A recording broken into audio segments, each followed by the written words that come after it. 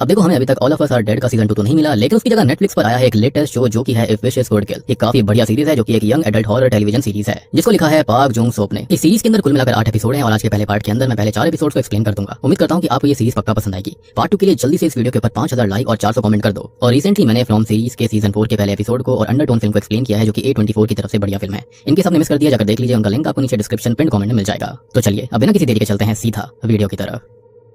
तो पहले एपिसोड की शुरुआत में हम एक हाई स्कूल गर्ल को देखते हैं जो कि अपने स्कूल की वॉल पर कुछ कार्व करके लिख रही होती है, यानी कि कुरेद रही होती है। और वो ये सब अपने फोन में रिकॉर्ड भी कर रही थी, जिसके अंदर वो किसी तरह के रूल्स के बारे में बात कर रही होती है। और ये रूल्स थे कि साजू यानी कि कोरियन एस्ट्रोलॉजी सिस्टम के हिसाब से अगर कोई भी व्यक्ति अपनी डेट ऑफ बर्थ लिखकर कोई भी विश मांगता है तो वो विश पूरी हो जाती है। फिर वो लड़की अपनी विश मांगने लगती है और वो अपनी विश फोन के अंदर रिकॉर्ड कर रही थी। और उसकी इच्छा ये थी कि वो किसी को खत्म होने देखना चाह रही थी, जिनके लिए वो यहाँ पर ये विश मांग लेती है। और वो लोग जो थे वो एक से ज्यादा थे, यानी कि वो मल्टीपल लोगों को खत्म करने की इच्छा रख रही थी। फिर वो लड़की एक कटर से खुद की ही गर्दन को काट लेती है और बहुत खून बह जाने की वजह से वो खत्म हो जाती है। और पीछे वाली वॉल पर हम उस लड़की का नाम और उसकी साजू यानी कि डेट ऑफ बर्थ को देखते हैं। और वो लड़की उस वॉल पर अपना नाम और DOB ही कार्व कर रही थी। उस लड़की का नाम यहाँ पर होता है हियोंग और उसकी डेट ऑफ बर्थ थी 12 मार्च 2005। खैर इसके बाद में हम सिया नाम की एक हाई स्कूल स्टूडेंट को देखते हैं जो कि अपनी आंटी के साथ रहती है। उसकी आंटी एक हॉस्पिटल में नर्स है, तो वो मोस्टली बाहर ही रहती है, टाइम हॉस्पिटल में ही व्यतीत करती है। फिर सिया स्कूल के लिए तैयार होने लगती है और उसके रूम में रखी हुई ट्रॉफीज और मेडल से साफ पता चल रहा था कि सिया असल में एक एथलीट है। खैर फिर इसके बाद में सिया को डाइनिंग टेबल पर उसकी आंटी का क्रेडिट कार्ड मिलता है जो कि वो उसके लिए छोड़ गई थी ताकि वो स्कूल में खर्चा वर्चा कर सके। फिर सिया तैयार हो जाती है और वो अपने क्लासमेट ग्योनवू को टेक्स्ट करती है जो कि उसके ऊपर वाले ही अपार्टमेंट में रहता है। फिर ग्योनवू जो होता है वो जल्दी से तैयार होकर लिफ्ट के पास आता है और वहाँ पर सिया उसका इंतजार कर रही थी। और अचानक से यहाँ पर होता है कि सिया जो होती है वो ग्योनवू की गाल पर किस कर देती है, क्योंकि वो दोनों कुछ समय से डेट कर रहे थे। और ये बात सिया और ग्योनवू ने ज्यादा किसी को नहीं बताई थी। खैर फिर वो दोनों स्कूल के लिए निकल पड़ते हैं। इसके बाद में हम नारी नाम की एक और स्टूडेंट को देखते हैं और ये जो है वो ग्योनवू और सिया की ही क्लासमेट है। अब वो अपने फोन में एस्ट्रोलॉजी चेक कर रही थी और आज की एस्ट्रोलॉजी के हिसाब से उसके मन में जो कुछ भी था उसको कह देना चाहिए। खैर उसके लाइफस्टाइल से साफ पता चल रहा होता है कि वो काफी अमीर घराने से आती है। इनफैक्ट वो स्कूल में भी कार से ही आया जाया करती थी, लेकिन जैसे ही वो बाहर ग्योनवू को देखती है तो वो कार से बाहर उतर जाती है क्योंकि उससे ग्योनवू पर क्रश था। और वो जाकर ग्योनवू से चिपकने लगती है और तभी वहाँ पर ह्योंगवुक नाम का एक और स्टूडेंट आ जाता है और वो नारी को मजाक मजाक में ग्योनवू से दूर कर देता है, क्योंकि ह्योंगवुक जो है वो ग्योनवू का बेस्ट फ्रेंड है और सिया और ह्योंगवुक एक दूसरे को भाई बहन मानते हैं। अब यहाँ पर सिया ने बस ह्योंगवुक को ग्योनवू और खुद के बारे में बताया था कि वो डेट कर रहे हैं, तो सिया ह्योंगवुक को इशारों में कहती है कि वो किसी तरह इस बात को नारी के सामने लीक कर दे कि ग्योनवू और सिया डेट कर रहे हैं। और ह्योंगवुक जो होता है वो ऐसा ही करता है और वो नारी को तंग करने लगता है। खैर वो ग्योनवू से पूछने लगता है कि वो और सिया हमेशा दोनों साथ में देखते हैं तो कहीं वो दोनों डेट तो नहीं कर रहे। और नारी ये बात सुनकर खुश नहीं लग रही थी, यानी कि इनडायरेक्टली ये बात लीक कर दी गई थी। तो ह्योंगवुक नारी से पूछता है कि कहीं उसे ग्योनवू से प्यार तो नहीं है, तो वो कहती है कि हाँ उसे प्यार है। लेकिन ह्योंगवुक जो होता है उसकी बात को मजाक में ले जाता है और कहता है कि ऐसी बात है तो वो भी नारी से प्यार करता है। और ह्योंगवुक से तंग आकर नारी वहाँ से सीधा अपनी क्लास में चली जाती है। खैर इसके बाद क्लासरूम के अंदर हमें हाजून नाम के एक लड़के को दिखाया जाता है और असल में हाजून, सिया, ग्योनवू, ह्योंगवुक और नारी जो है वो एक ही ग्रुप का हिस्सा है, यानी कि इन सबका एक फ्रेंड्स ग्रुप है। और यहाँ पर ये ग्रुप बहुत पहले से था, सभी बहुत अच्छे दोस्त भी हैं। लेकिन हाजून सिया को प्यार करता है और ये बात ह्योंगवुक को पता थी, तो वो हाजून को क्लियर करने के लिए उसको बताने लगता है कि ग्योनवू और सिया डेट कर रहे हैं। और वो अपना लैपटॉप भी हाजून को ठीक करने के लिए देने लगता है। और हमको ये पता लगता है कि 2 दिन बाद ह्योंगवुक का बर्थडे भी है। लेकिन तभी अचानक से वहाँ पर टीचर आ जाते हैं जिसके चलते ह्योंगवुक उसे वो बात बता नहीं पाता।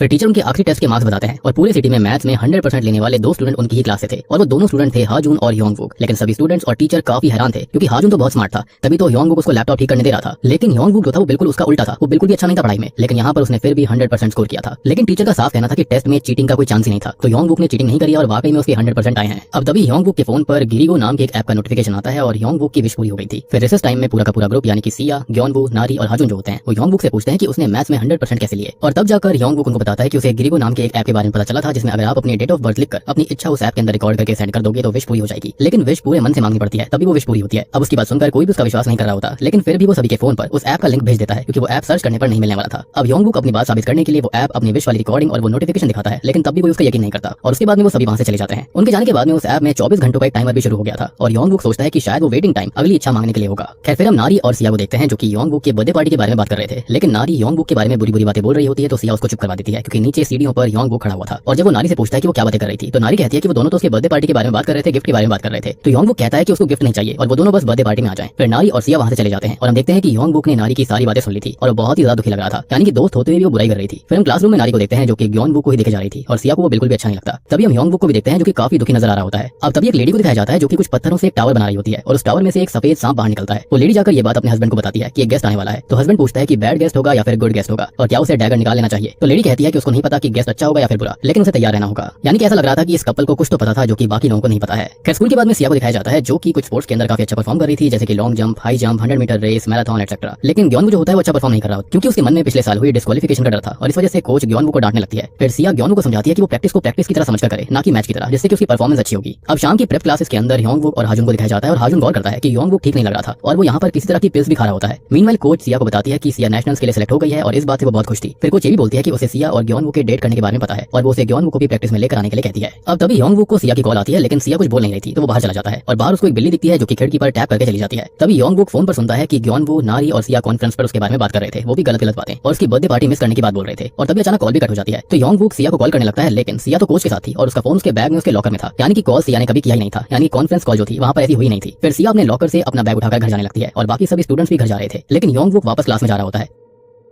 और बाहर अब हमें ग्योनवू को दिखाया जाता है और बाहर से कुछ स्टूडेंट गुजर रहे होते हैं जो कि किसी ऐप की ही बात कर रहे थे, जो कि पक्का गिरिगो ऐप ही होगा। फिर सिया आकर ग्योनवू को सारी बात बताती है कि वो नेशनल्स के लिए सेलेक्ट हो गई है और ग्योनवू इससे बहुत खुश होता है। फिर वो दोनों बस से घर जाने लगते हैं। रास्ते में अब सिया ग्योनवू को बताती है कि कोच को उन दोनों के बारे में पता है। ये सुनकर ग्योनवू काफी परेशान हो गया था क्योंकि कोच उसको पहले से ही पसंद नहीं करती थी। अब घर आकर सिया अपनी आंटी को टेक्स्ट करके सिलेक्शन वाली बात बताती है और सिया योंगवू की 39 मिस्ड कॉल्स देखती है और तभी सिया को उसकी आंटी का टेक्स्ट आता है और वो भी सिया की सिलेक्शन से काफी खुश थी, लेकिन वो आज भी घर नहीं आने वाली थी, उनको हॉस्पिटल में काम था, तो इसलिए वो ग्योनवू को अपने घर खाना खाने के लिए बुला लेती है। इसी बीच वो योंगवू को कॉल बैक करना भी भूल गई थी, मतलब 39 मिस्ड कॉल्स थी, लेकिन उसने अपने दोस्त को कॉल नहीं किया। अब हो सकता है कि वो सिलेक्शन के चलते बहुत खुश थी, उसका बॉयफ्रेंड भी घर आने वाला था, तो उसको लगा कि कुछ ज्यादा इंपॉर्टेंट नहीं होगा। खैर तभी वहां पर ग्योनवू आ जाता है और वो दोनों साथ में खाना खाते हैं। सिया उसे योंगवू की मिस्ड कॉल्स के बारे में बताती है। फिर हम नारी को देखते हैं जो कि अपने कजन को बोलकर अपने लिए एक फेक आईडी बनाने के लिए कह रही थी और उसका कजन भी इसके लिए मान जाता है और फिर नारी उस फेक आईडी की हेल्प से क्लब में एंटर कर जाती है क्योंकि वो 18 साल से कम थी और क्लब नहीं जा सकती थी। जहां पर हम उसके कजन ब्रदर और सिस्टर को देखते हैं जिन्होंने फेक आईडी बहुत ही अच्छे से बनाई थी जो कि काम कर जाती है। अब तभी हाजुन को दिखाया जाता है जो कि योंगवू का लैपटॉप चेक कर रहा था और उसे लैपटॉप पर पूरे ग्रुप की फोटोज दिखती हैं और उसको याद आता है कि योंगवू काफी परेशान दिख रहा था, तो वो उसे टेक्स्ट करने लगता है और वहां पर वो उस गिरिगो ऐप को देखता है। वो उस ऐप को डाउनलोड करने के लिए लिंक को प्रेस करने ही वाला था ताकि वो सिया का बॉयफ्रेंड बनने की विश मांग सके, लेकिन तभी उसे उसकी बहन की कॉल आ जाती है, तो वो फोन वहीं पर रखकर